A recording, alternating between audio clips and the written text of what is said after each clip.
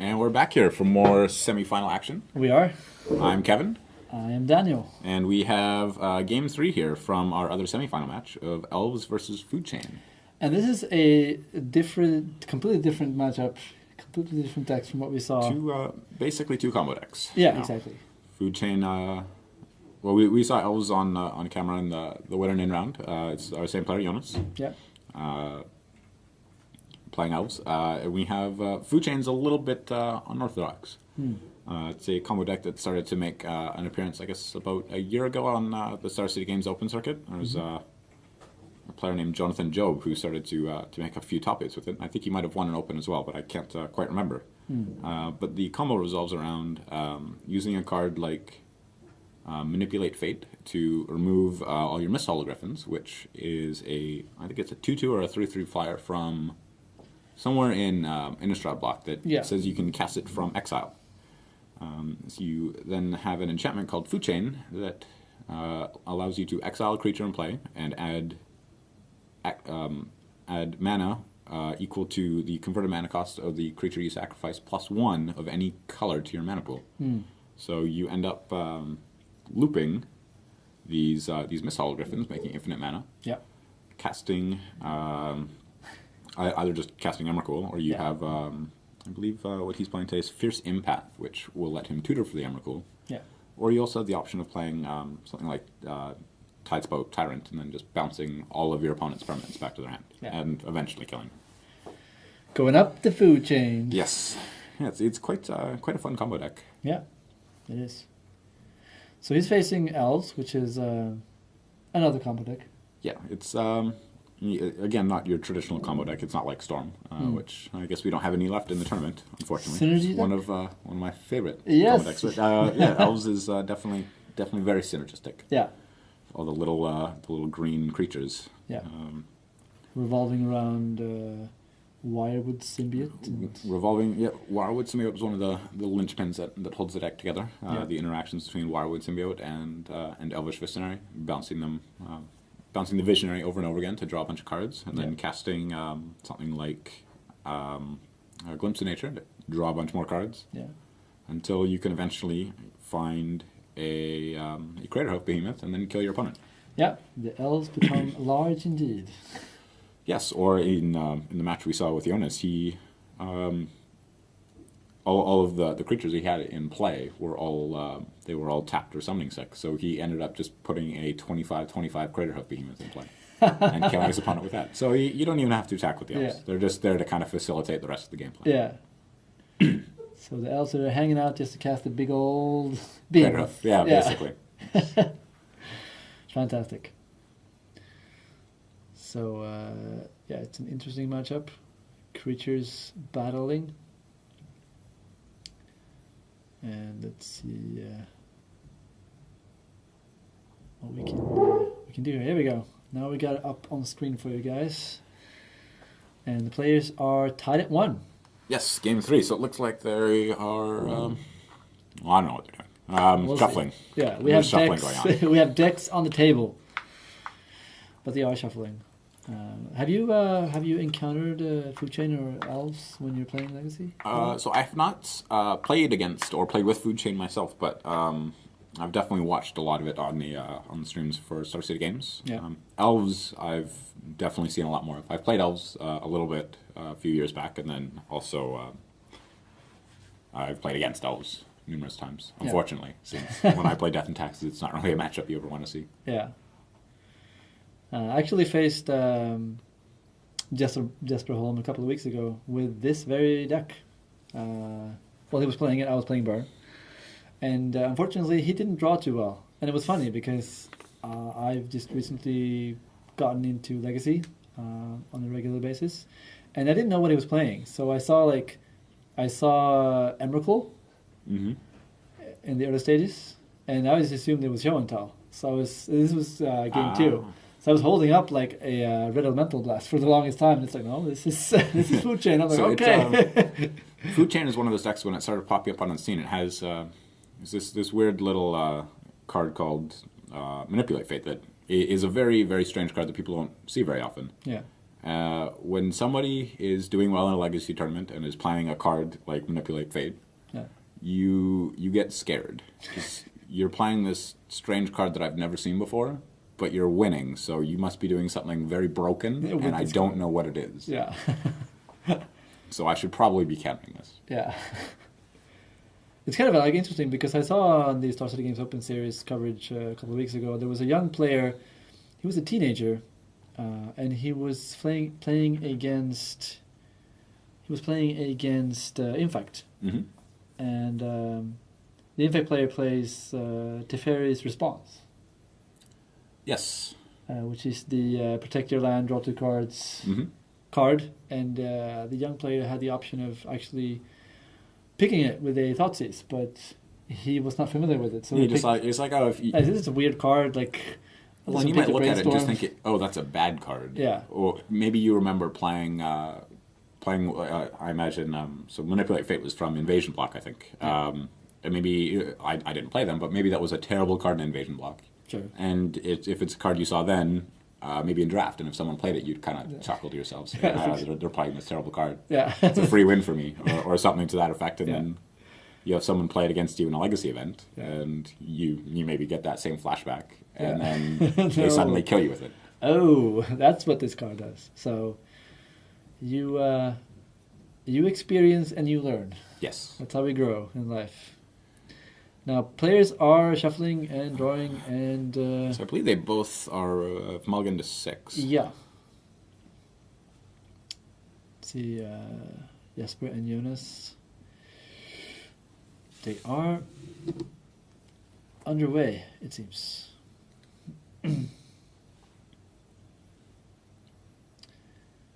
Fetching a forest.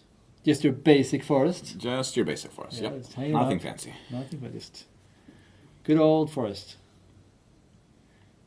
Let's see what he's going to play for his first turn. Could it be a land war elf? We'll see. Maybe another quality elf. Most likely going to be leading on. Oh, so we have a Green Suns for 0. We'll be Fetching Dry Arbor. fetching a Dryad Arbor. Yeah. You can actually go and fetch 0 things with the X spells. So he is ramping a little bit. Yep. It's a cute little interaction that's only seen in Legacy now that they decided it was too good for Modern. Yeah. Some cards are just too broken to be played in certain formats. And they are proceeding here with the game. We have actually Dragons of Tarkir coming up, the new set. Yeah. We Next month? I guess we haven't started to see anything yet. I think No. spoilers are coming out in about 2 weeks. Yeah. Time. We have a Swamp and a Deathrite Shaman. That's an elf. Hanging around. Dryad Arbor Forest in play for Jonas. The non-Elves player has more Elves in play than the Yeah. Elves player does. It's pretty standard. Yeah, curious. We'll see Deathrite Shaman also banned in Modern. Yes. Too good for Modern. All these cards we see in the top tables at the Legacy events, we just can't play in Modern. Yeah. It's a little unfortunate. But Modern's still a great format. Yes. Now, Jonas has resolved an elf. Do you know which one that is, based on the art? No, I do not. I play red cards. You didn't cast that with a mountain, did you?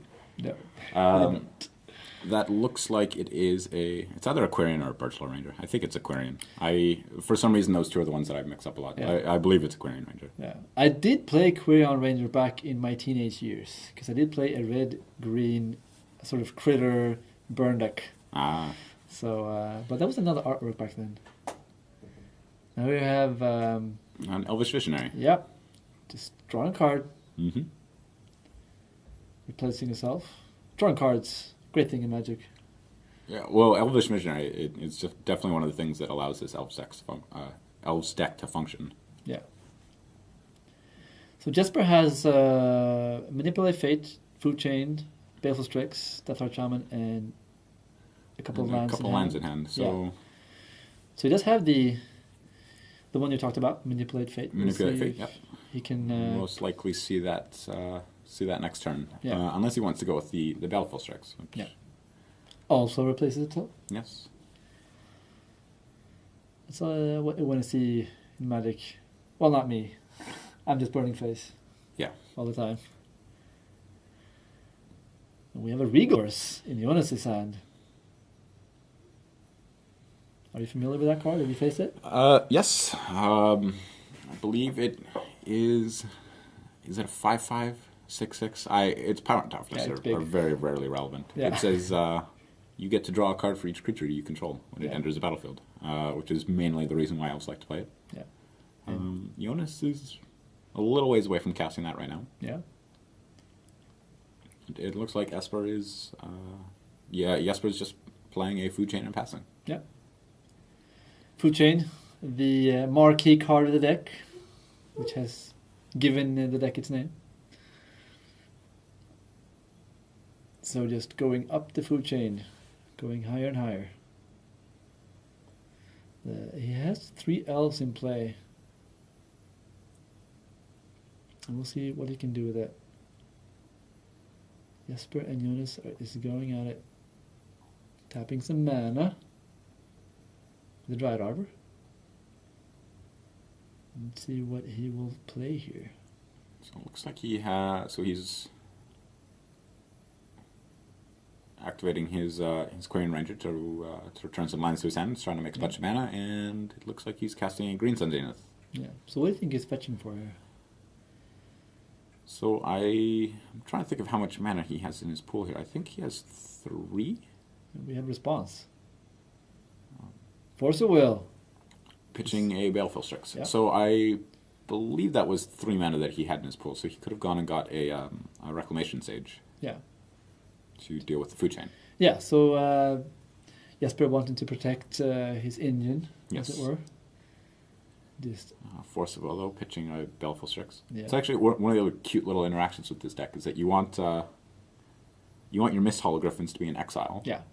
Which is why you have Manipulate Fate to put them there. But you can also pitch them with Force of Will. Yeah. And you can just randomly get them there. Yeah, and, sure. and then make a bunch of mana. Yeah. So not a loss at all, just a resource in the food chain deck. Force of Will, the ubiquitous counter spell from Alliances, I believe. Yes, I believe so.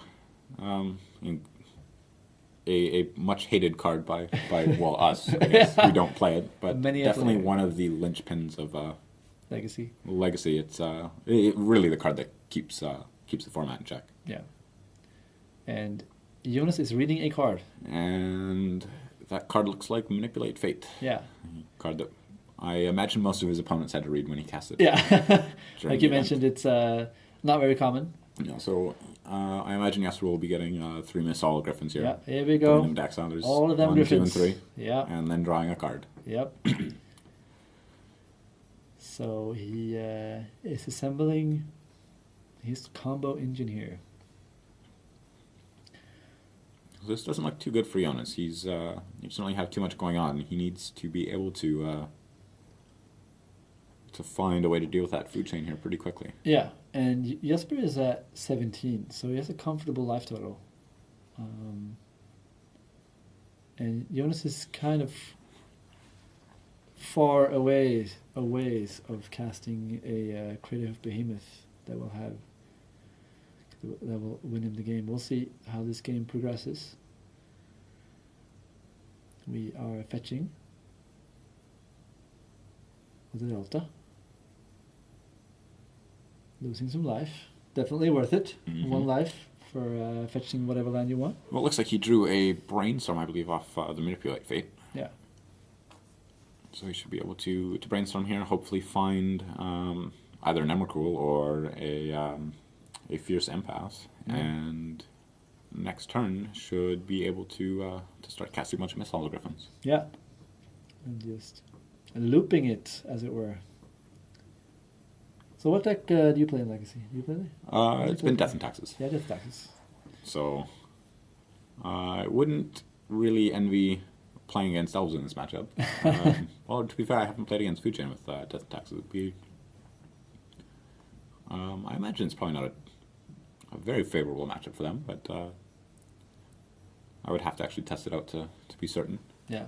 so many different decks in Legacy. It's a very varied format in my experience. Well, it's nice because you can just kind of come and play with what you like. Yeah.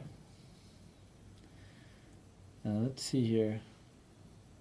Jonas drew another Nettle Sentinel for the turn. Yeah. Nettle Sentinel.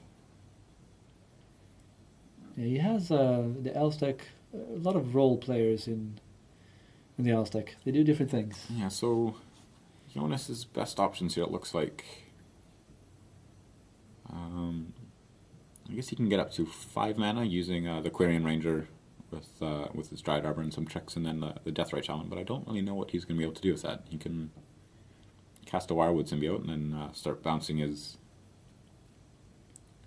Visionary and draw an extra card. But he needs a way to deal with Food Chain right now. Yeah. So there's the Symbiote. Yeah.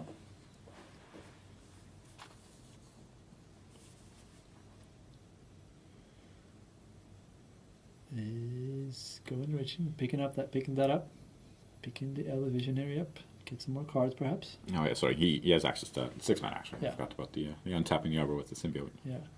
So many little interactions with this deck. Yeah. We have a trigger, drawing a card.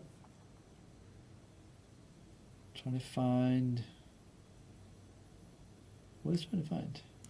So the best card for him to find right now, if he drew a what is it? A Reclamation Sage there. Yeah. Probably be his best option.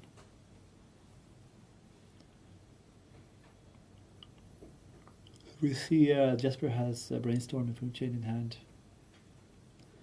But he's not brainstorming and trying to find some Force of Wills. Just letting it go.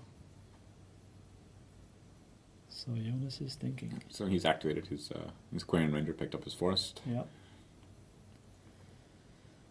So next turn, Jesper can start doing things that are pretty horrifying. Pretty broken. Yeah. So it's a very important turn for Jonas. He has to make sure that he gets maximum value out of his turn to have a shot at winning this. This is the deciding game. Yes. The winner of this will be facing Sandro and his Goblins deck in the finals. Yeah. What do you think? Which deck would Sandro prefer to face here, out of these two decks? I would probably say Elves because I don't think, like I said in the semi or the quarterfinals, I don't feel like he's very favored against combo. But I said that, and then he destroyed a combo deck. So, but he can interact more favorably with the Elves deck than he can with the Food Chain deck. yes, he definitely can. Yeah. So here we go. A lot of Elves on the battlefield. He is activating the Quirion Ranger.